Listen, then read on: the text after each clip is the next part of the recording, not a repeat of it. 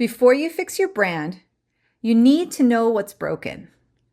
This week, we're talking about how to do a brand audit. And today, I'm going to walk you through 4 of the most common places your brand is most likely inconsistent. Hang on, there's a lot. 1, your overall communication and voice. Does your website sound like you?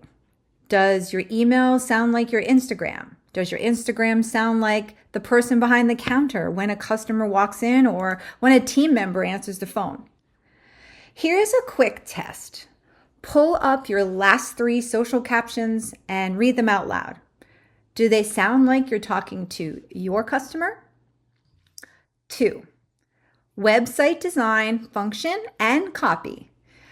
Look, your website is often the first real impression a potential customer gets before they ever walk through your door. So spend a few minutes on your About page and ask yourself, could this page belong to any other store in your city or another brand that sells the same product? If the answer is yes, then it's not doing the job it needs to do. Your site should communicate your specific expertise, your story, what makes your store worth choosing. Also, look at the visuals, the headlines, and the product descriptions. Are they generic or do they align with the authentic images you're sharing and the messaging on your social and in your emails? Are you clear about the values and purpose your business is putting out there or should be putting out there? This is a big part of your brand. Are you giving your customers a reason to trust you, or does it read like a generic catalog?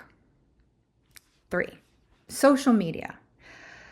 A beautiful feed is just the starting point. It's not the finish line.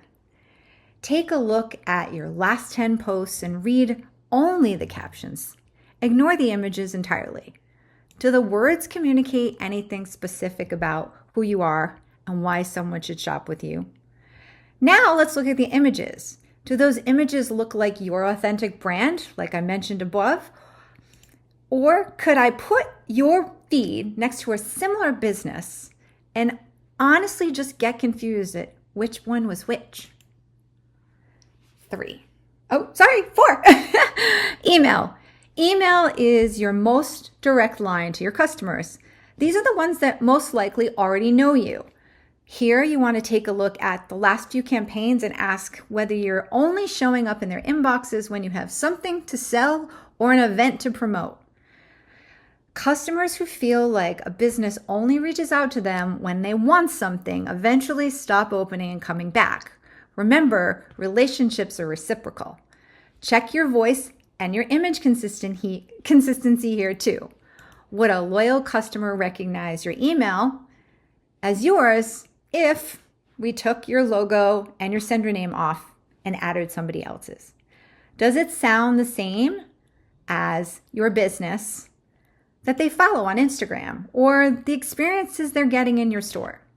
Look, if your email reads like a generic promotional template, and some of them do because that's what you're basing them off of, it's missing the relationship building opportunity that makes it worth sending in the first place.